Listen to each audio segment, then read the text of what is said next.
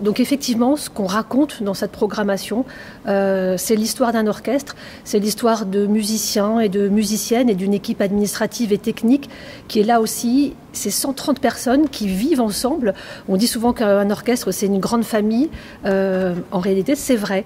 C'est une histoire en plus de 50 moments, 50 étapes, une histoire qui va commencer le 13 septembre pour se terminer le fin juin. On n'a jamais vu une saison aussi longue. J'ai envie de vous dire que ce qui compte, c'est pas la quantité et c'est la qualité. Mais j'espère que dans cette saison, on aura réussi à concilier les deux. C'est vrai qu'il y a beaucoup de concerts, mais il y a beaucoup de concerts parce qu'on a envie de jouer. On a envie de jouer pour le public, on a envie d'être présent à Strasbourg. L'Orchestre Philharmonique de Strasbourg, c'est d'abord un orchestre dans son territoire, c'est l'orchestre d'une ville. C'est aussi un orchestre qui rayonne dans le département, dans la région, qui rayonne en France. Et cette année, nous avons la chance aussi, et enfin une chance à la fois, on la mérite, je crois, les musiciens la méritent, d'être sur de nombreuses scènes internationales.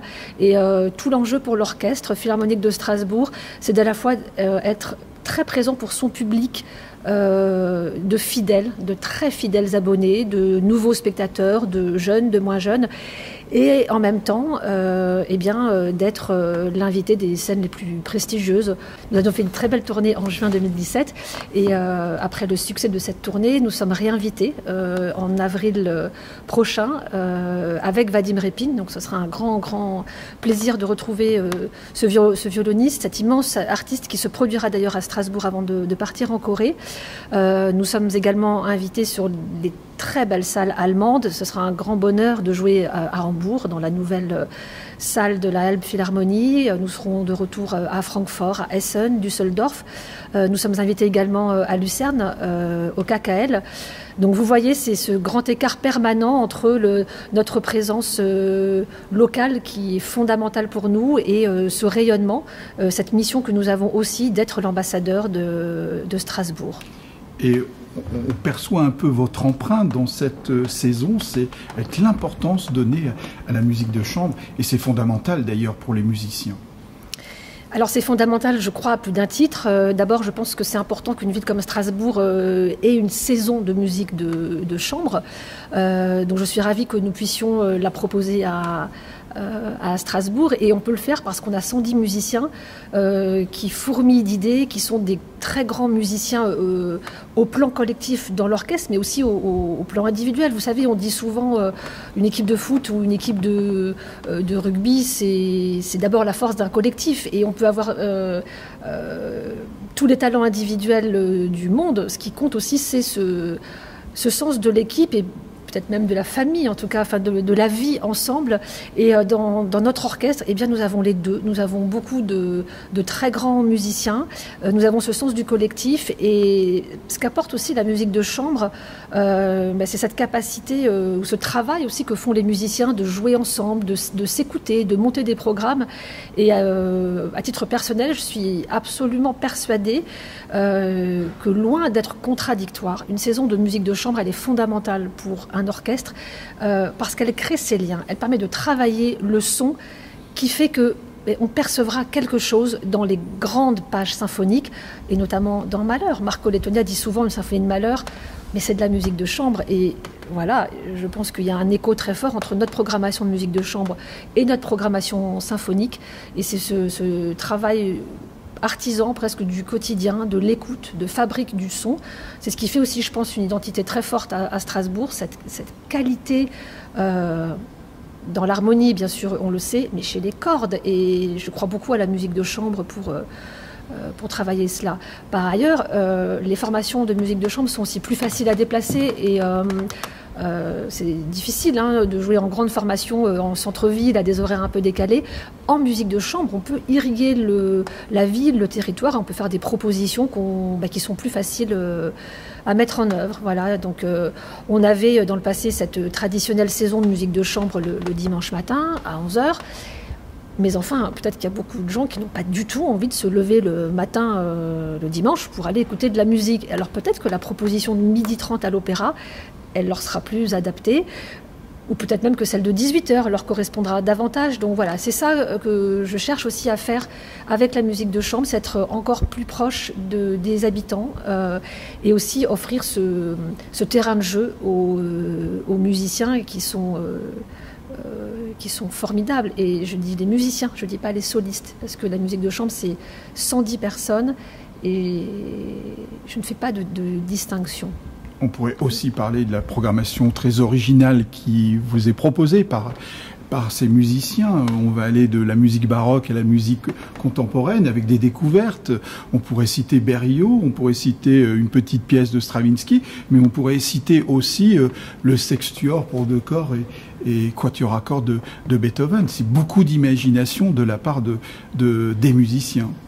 Mais vous ne faites que confirmer ce que je dis, c'est-à-dire qu'on voit aussi la culture de nos musiciens, l'envie d'explorer des nouveaux territoires, et c'est ça que leur permet cette programmation de musique de chambre. Et la découverte, elle va pour tout le monde, elle va pour les musiciens et elle va aussi pour le public. Je suis, à titre personnel, très très attachée à ce que nous ayons une programmation ambitieuse pour les enfants et pour les familles. Quand je dis ambitieuse, je pense qu'il faut totalement assumer le fait qu'un orchestre philharmonique, il est là pour jouer de la musique symphonique et défendre, alors je dis défendre comme s'il était attaqué, c'est pas vraiment le cas, mais en tout cas donner le goût de l'orchestre, du symphonique, du son de l'orchestre, ce que c'est que cette expérience incroyable. Donc nous avons programmé cette saison 3 œuvres importantes du répertoire. Alors elles sont pas jouées in extenso, sans interruption, elles sont commentées, elles sont apportées, elles sont livrées avec quelques clés d'écoute. Donc dans ce sens-là, on peut dire qu'elles sont pédagogiques, mais avant tout, ce que nous voulons faire découvrir, c'est que la musique et l'orchestre ne sont pas réservés à quelques initiés, ne sont pas réservés aux adultes. Et tout le monde peut faire cette expérience et tout le monde peut trouver du plaisir, tout le monde peut être surpris de trouver du plaisir à vivre une expérience qui est totalement unique. Et on peut écouter au disque, on peut écouter en radio. Eh bien, ça n'a rien à voir avec le fait d'être immergé dans la salle de concert et de se laisser emporter par le son de ce qu'est cette invention extraordinaire qu'est l'orchestre. Et je trouve qu'il faut l'assumer. On voit beaucoup de concerts scolaires ou pour les familles avec des dérivés ou des points d'accroche différents pour faire rentrer les enfants dans l'écoute. Moi, je ne suis pas convaincue par cette approche. Je pense qu'il faut entrer de plein front dans... encore une fois, quitte à me répéter, dans l'expérience de cette musique. Voilà, donc oui, c'est quelque chose qui me tient particulièrement à cœur. Pas seulement parce que j'ai 3 enfants, mais parce que très profondément, j'y crois. Et d'ailleurs, voilà, les concerts qu'on a donnés cette saison, aussi bien pour les familles que pour les enfants, dans le cadre des sorties scolaires, ont eu beaucoup de succès. Et peu à peu, on observe les enseignants qui nous disent c'est génial, continuez ce type de programmation. Donc évidemment, c'est encourageant. On a donné en début de semaine un magnifique concert avec la 6e symphonie de Beethoven, la pastorale. On a accueilli pas loin de 3000 enfants de différentes écoles de Strasbourg et des environs.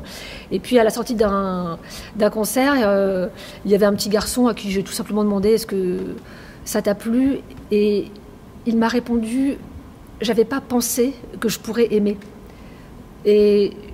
Mais c'est la plus belle chose qui puisse être dite. Donc j'espère que les petits garçons comme lui, ou les petites filles, ou les grands enfants seront très nombreux à faire ce chemin. Et d'ailleurs, j'invite évidemment tout le public à nous rejoindre nombreux pour la saison prochaine, mais pourquoi pas aussi samedi 18 mai à venir écouter ce magnifique concert de la pastorale qui est ouvert à tous, petits et grands.